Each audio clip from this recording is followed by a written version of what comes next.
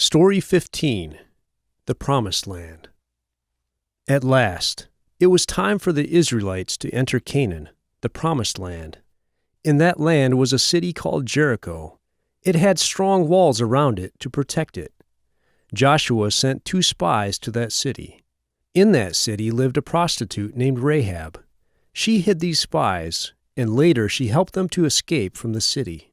She did this because she believed God. They promised to protect Rahab and her family when the Israelites would destroy Jericho. The Israelites had to cross the Jordan River to enter into the Promised Land. God told Joshua, "Have the priests go first." When the priests started to step into the Jordan River, the water upstream stopped flowing, so the Israelites could cross over to the other side of the river on dry ground. After the people crossed the Jordan River, God told Joshua to get ready to attack the city of Jericho, even though it was very strong. God told the people that their priests and soldiers must march around the city once a day for 6 days. So the priests and the soldiers did this. Then on the 7th day, the Israelites marched around the city 7 more times. After they had marched around the city for the 7th time, the priests blew their trumpets, and the soldiers shouted. Then the walls around Jericho fell down.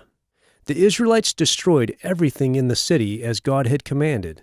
They only spared Rahab and her family, who became part of the Israelites. When the other people living in Canaan heard that the Israelites had destroyed Jericho, they were terrified that the Israelites would attack them also. God had commanded the Israelites not to make a peace treaty with any of the people groups in Canaan. But one of the Canaanite people groups, called the Gibeonites, lied to Joshua and said they were from a place far from Canaan. They asked Joshua to make a peace treaty with them. Joshua and the other leaders of the Israelites did not ask God what they should do. Instead, they made a peace treaty with the Gibeonites. 3 days later, the Israelites found out that the Gibeonites really did live in Canaan. They were angry because the Gibeonites had deceived them. But they kept the peace treaty they had made with them because it was a promise before God. Then sometime later, the kings of another people group in Canaan, the Amorites, heard that the Gibeonites had made a peace treaty with the Israelites. So they combined their armies into one large army and attacked Gibeon. The Gibeonites sent a message to Joshua asking for help. So Joshua gathered the Israelite army, and they marched all night to reach the Gibeonites. In the early morning, they surprised the Amorite armies and attacked them. God fought for Israel that day. He caused the Amorites to be confused, and he sent large hailstones that killed many of the Amorites. God also caused the sun to stay in one place in the sky so that Israel would have enough time to completely defeat the Amorites. On that day, God won a great victory for Israel.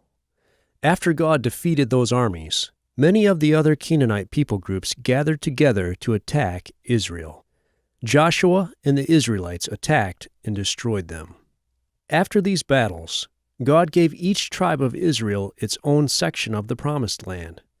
Then God gave Israel peace along all its borders. When Joshua was an old man, he called all the people of Israel together. Then Joshua reminded the people that they had promised to obey the covenant that God had made with the Israelites at Mount Sinai. The people promised to be faithful to God and obey his laws.